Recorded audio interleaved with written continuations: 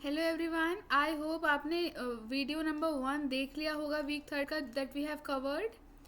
And if you have any like suggestions और if you have any query और doubt, please comment down below and let me know.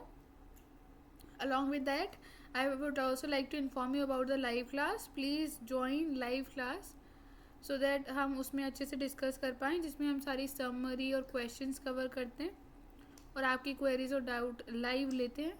So please remember to not to forget taking the class. Now let us start our session. और आज के session में particularly we are going to talk about phrasal verbs. बहुत ध्यान से इस lecture को attend करिएगा. फ्रेजल वर्ब्स क्या होते हैं? देखिए, phrasal verbs as the word suggest होते तो वर्ब्स ही हैं, बट ये मल्टी वर्ड वर्ब्स होते हैं. इसमें एक वर्ड नहीं होगा, 2 वर्ड होंगे, 3 वर्ड होंगे, मतलब काइंड ऑफ मल्टी वर्ड्स होंगे और उससे एक फ्रेजल वर्ब बनेगा. बट उनका फंक्शन सिंगल वर्ब जैसा ही होता है. मतलब ऐसा नहीं है कि अगर मैंने जैसे फॉर एग्जाम्पल नॉक ऑफ लिखा है तो नॉक का अलग मतलब और ऑफ का नहीं. इन दोनों का साथ में एक ही मतलब सजेस्ट आउट होगा, उसी को हम फ्रेजल वर्ब्स कहते हैं. These verb have idiomatic meanings.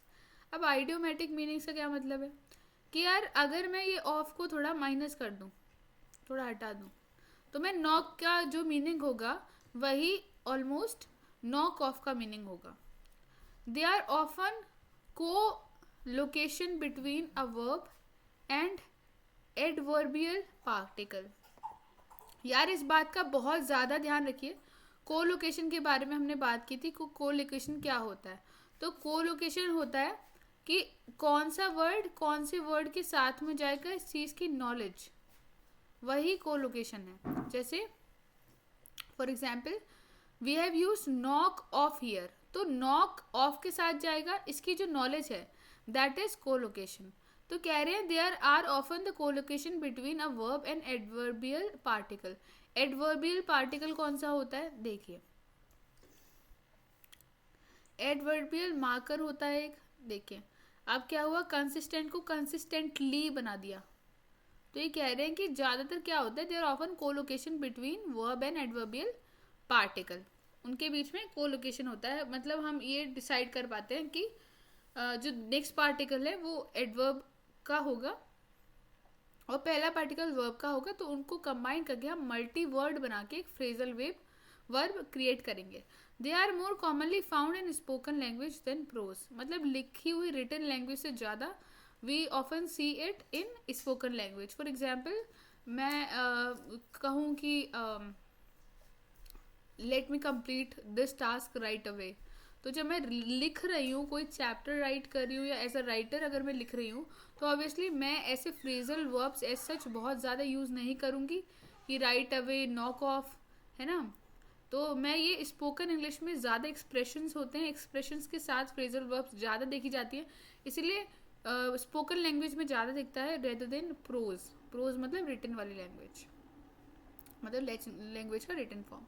Structure of phrasal verb कैसा होता है? तो देखिए पहले वर्ब आ गया. देखिए दो तरीके से ये 2 तरीके से हो सकता है, उसको समझिए. पहले वर्ब आ गया, फिर एडवर्ब का कोई पार्टिकल आ गया, फिर ऑब्जेक्ट नाउन आ गया. ठीक है. When the phrasal verb has an object noun in the combination, जैसे the company put the sales meet off. अब ये सेल्स मीट क्या है? Object noun. पुट क्या है? वर्ब. मीट ऑफ क्या है? Adverbial particle. मतलब हमारा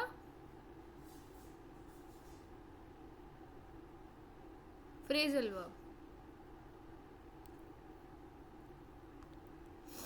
और दूसरा तरीका क्या है? अब इसी में आप थोड़ा अंदर बाहर कर सकते हो. फॉर एग्जाम्पल बी का देखिए कि वर्ब पहले आ गया, ऑब्जेक्ट नाउन फिर आ गया, फिर एडवर्बियल पार्टिकल आ गया. The company put the sales meet off और the company put off the sales meet. अब ये put the sales meet off ये है एक एडवर्बियल पार्टिकल ही, बट इसको लिखने की फॉर्म थोड़ा सा अलग होगी। जैसे मैं कहूँ पुट इट ऑफ,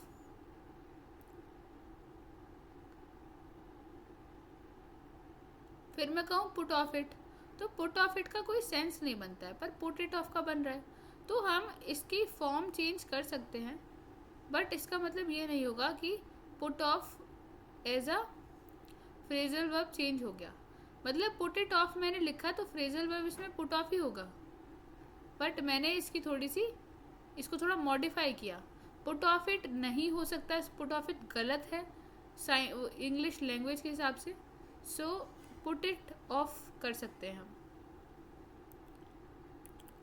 जैसे यहाँ पे हो रहा है वर्ब ऑब्जेक्ट नाउन और फिर एडवर्बियल पार्टिकल, और ये मिडिल में है एडवर्बियल पार्टिकल। दूसरा तरीका देखिए, वर्ब है, पर्सनल नाउन है और फिर एडवर्बियल पार्टिकल है।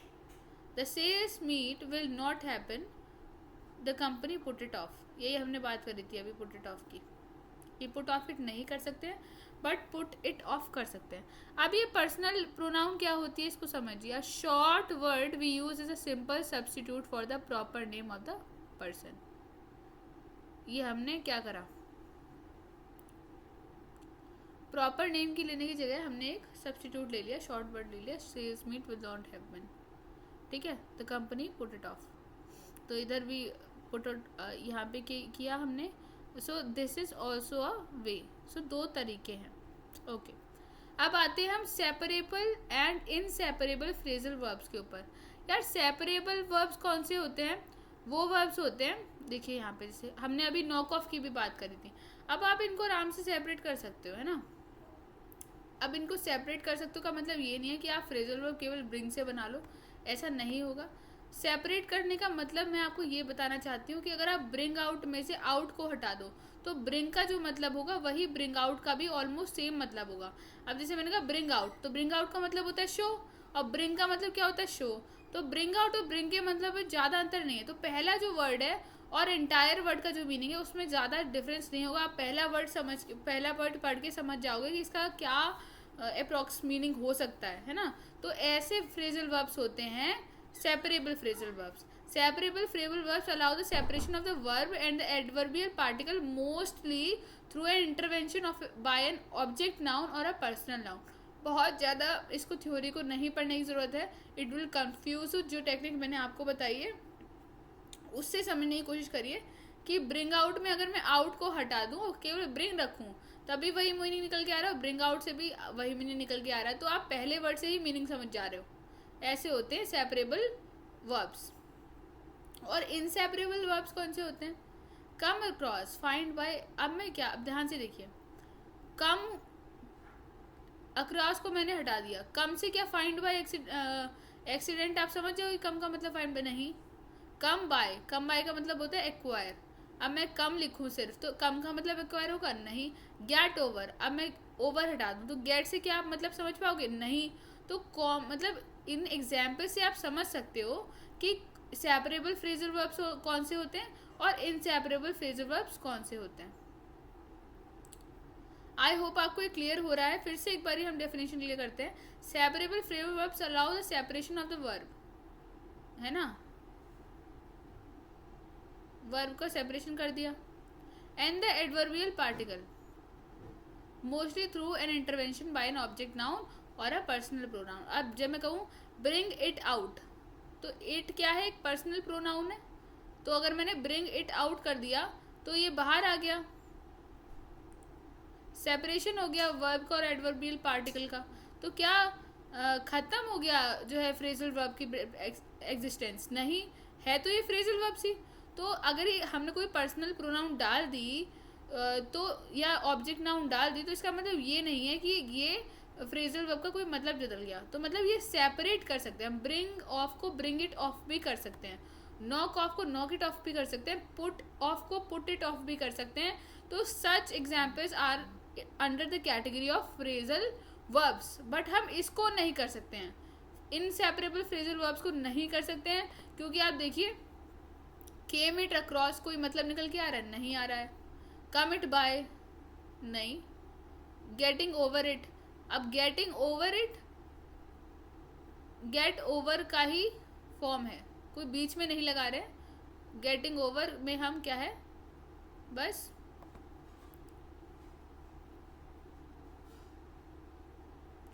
प्रोग्रेसिव फॉर्म लगा रहे हैं तो it does not matter, progressive form तो लग जाएगी, आईएनजी वगैरह लगा सकते हैं और पास में भी भेज सकते हैं, बट इसका हम डेराइवेशन नहीं कर सकते कि केम इट अक्रॉस, मतलब इसको हम पूरा चेंज नहीं कर सकते। तो दैट इज़ वाई ये इनसेपरेबल है, इसका सेपरेशन पॉसिबल नहीं है। आई होप आपको अच्छे से समझ में आया होगा। आज के लेक्चर में हमने फ्रेजल वर्ब्स के बारे में सीखा कि फ्रेजल वर्ब का क्या मतलब होता है, उसका मीनिंग क्या होता है और उसका फंक्शन क्या होता है। एक बार ये रिकैप कर लेते हैं। Phrasal verbs group of words होते हैं, सिंगल वर्ड नहीं होता है।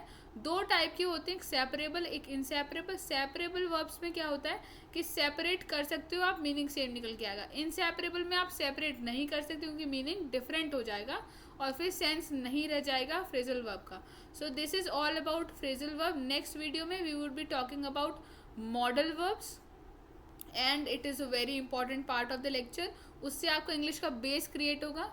आई होप कि मैं आपको अच्छे से एक्सप्लेन कर पाई। If you have any doubt at such please let me know and thank you so much. Meet you in the next video.